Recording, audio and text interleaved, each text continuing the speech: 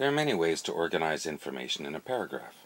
One way is to write a chronological paragraph, which is also sometimes called a narrative paragraph.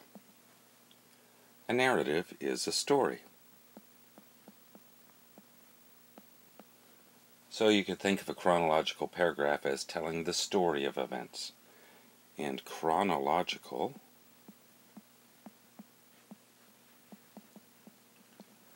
means in order of time. So a chronological paragraph describes events in the order that they happened in time. There are many circumstances in which writers might choose to organize a paragraph in a chronological form. For example, a paragraph about history would tell events in the order that they happened. A biographical paragraph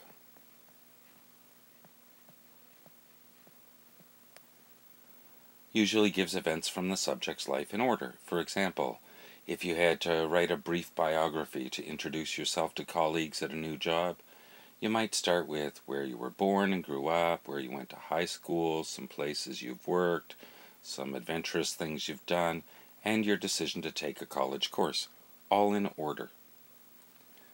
A news article might sometimes arrange information about a story chronologically. A report or a description of an event might be chronological. For example, an incident report might be chronological, starting before the incident, describing what happened in the incident and all of those events in order, and then ending with what was done after the incident. A personal diary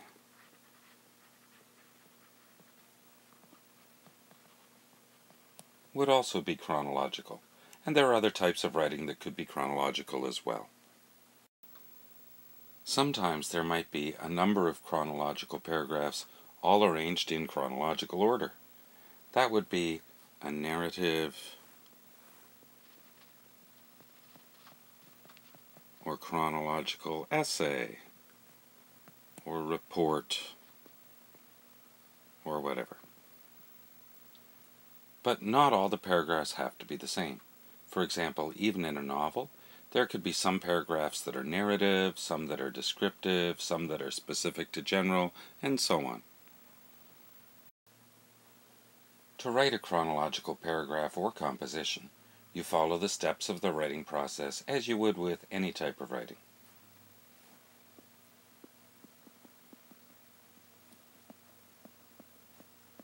You consider your purpose and audience. And this may have an impact on your tone and on the information you select. Even in chronological or narrative writing, you don't have to write everything. During pre-writing, you select the information that you think is important to reach your audience and achieve your purpose.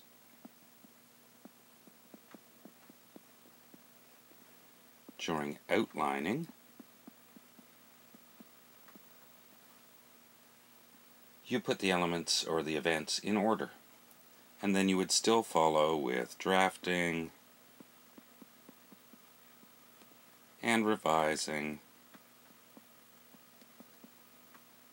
and publishing to produce an effective paragraph. Now, a chronological paragraph still needs a focus, just like any other paragraph. So it has a topic sentence, usually at the beginning. A chronological paragraph also has supporting information.